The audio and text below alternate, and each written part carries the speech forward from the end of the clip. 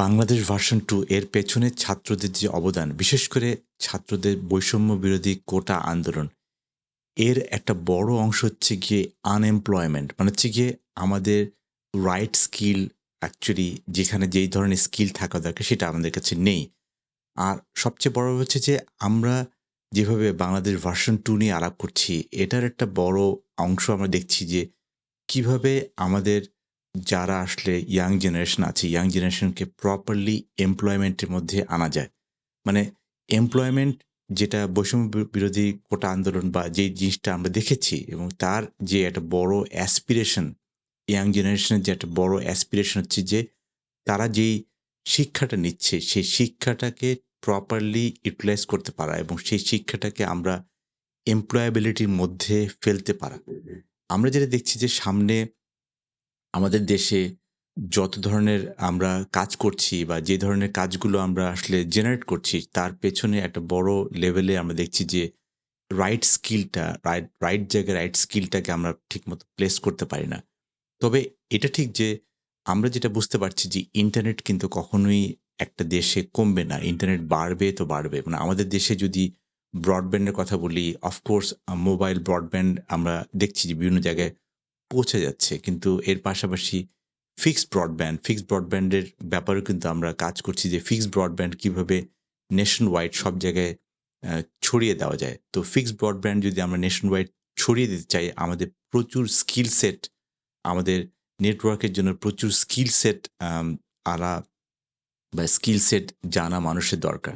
তার মানে হচ্ছে কি এই নেটওয়ার্ক বর্তমানে যেভাবে আমরা কাজ করছি সেই নেটওয়ার্ককে আরো অপটিমাইজ করতে এবং রুট লেভেলে নেটওয়ার্কিং নিয়ে যাওয়ার জন্য আমাদের প্রচুর নেটওয়ার্কিং ইঞ্জিনিয়ার দরকার।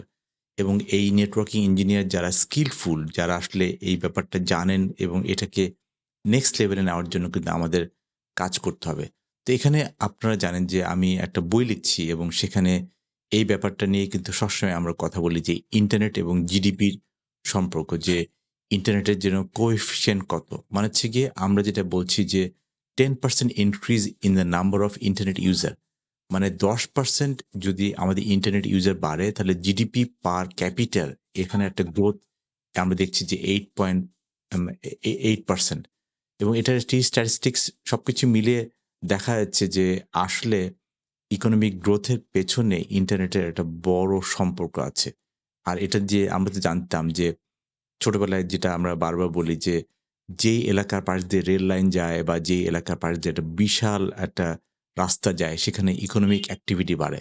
এই সেইম জিনিসটা যেখান দিয়ে ইলেকট্রিসিটি যায়, যেখান দিয়ে ইন্টারনেট যায় সেখানে কিন্তু সেই এলাকার স্বাচ্ছন্দ্য আমি মনে করি যে সেটা আরো বাড়ে। তার মানে আমরা যেটাকে বারবার বলছি যে আজকে ইন্টারনেটকে যদি আমাদের একদম রুরাল লেভেলে সব জায়গায় পৌঁছাতে হয় তার পেছনে ইনভেস্টমেন্ট একটা বড় ব্যাপার। কিন্তু ইনভেস্টমেন্ট সেটা ফরেন ডিরেক্ট ইনভেস্টমেন্ট হোক আর সেটা লোকাল ইনভেস্টমেন্ট হোক, এর পেছনে কিন্তু একটা বড় একটা স্কিল সেট প্রয়োজন। যেই স্কিল সেটটা নিয়ে আসলে আমি বারবার বলছি যে কিভাবে আমাদের নেটওয়ার্কিং ইন্ডাস্ট্রিতে আসলে বা আইএসপিতে আমাদের অটোমেশন মানে আমাদের আসলে এখন স্কেলে খেলতে পারতে হবে যে আমরা যেগুলো আগে হাতে করতাম বা ফিজিক্যালি করতাম সেই জায়গাটাতে আমরা কিভাবে আরো অটোমেশন আনতে পারি এবং এই চ্যাট জিপিটির যুগে আমরা এখন সবকিছু আর হাতে বা মানুষের বাসায় যেয়ে করা সম্ভব না। There are technology, there are solutions which we can deal everyday. তো সেজন্যই আসলে আমরা যেটা দেখাচ্ছি যে নেটওয়ার্ক এবং আইএসপি অটোমেশনের যে বইটা নিয়ে আমি আসলে লিখছি যে road two hi tech industry, because আমাদের দেশে হাইটেক ইন্ডাস্ট্রির মধ্যে আরো অনেক অন্যান্য ইন্ডাস্ট্রির মধ্যে কিন্তু আমরা আইএসপিকে ধরতে পারি একটা লেভেলে যে দিন শেষে আমরা নেটওয়ার্কিংটা একদম গ্রাউন্ড লেভেলে নিতে চাই, যেখান থেকে নেটওয়ার্কিং ম্যানেজমেন্টটা would be easier, because networking ম্যানেজমেন্টটা is a difficult job when it comes to like আমরা সিঙ্গলি যদি ম্যানেজ করতে চাই, but if we automate things, if we want to understand what the user needs, মানে আসলে একটা গ্রাহকের চাহিদা কি, একটা গ্রাহকের চাহিদা মানে আগে আমরা যেভাবে দেখতাম যে বাসায় ইন্টারনেট নেই, তো আমি সঙ্গে, সঙ্গে বাসা থেকে বের হয়ে টঙের ঘরে যেয়ে চা খেতাম বা ফ্রেন্ডদের সাথে আড্ডা দিতাম বিকজ ইন্টারনেট নেই। বাট এখন ইন্টারনেট হ্যাজ বিকাম লাইফলাইন। তার মানে হচ্ছে গিয়ে এই লাইফলাইন যদি আমাকে ম্যানেজ করতে হয়, এত বড় একটা নেটওয়ার্ক ইনফ্রাস্ট্রাকচার যদি আমাকে ম্যানেজ করতে হয়, I have to be able to understand where it is going wrong before it happens. তার মানে হচ্ছে গিয়ে একটা কাস্টমার আমাকে রিং করার আগে আমাকে বুঝতে পারতে হবে যে কাস্টমারের বাসায় একটা প্রবলেম হতে পারে। So I have to run predictive analytics, এবং predictive analytics is not kind of like non-tech. It's a very high-tech thing. So we have to learn high-tech. এবং এই জন্যই আমরা বারবার বলছি যে আমরা ইন্টারনেট কমবে না, ইন্টারনেট বাড়বে তো বাড়বে তো বাড়বে। এখন এই ইন্টারনেটটাকে কিভাবে একটা লেভেলে অটোমেট করা যায় যাতে গ্রাহকের প্রবলেম না হয়, যাতে আমরা একদম রুট লেভেলে যেতে পারি, এবং সেখানে অফকোর্স ইনফ্রাস্ট্রাকচার শেয়ারিং নিয়ে বিটিআরসি কাজ করছে, এবং এই ইনফ্রাস্ট্রাকচার শেয়ারিংটা আসলে কিভাবে আমাদের ইকোনমিক কস্ট ডাউন করতে পারে সেটাও আমরা আসলে এখানে দেখব।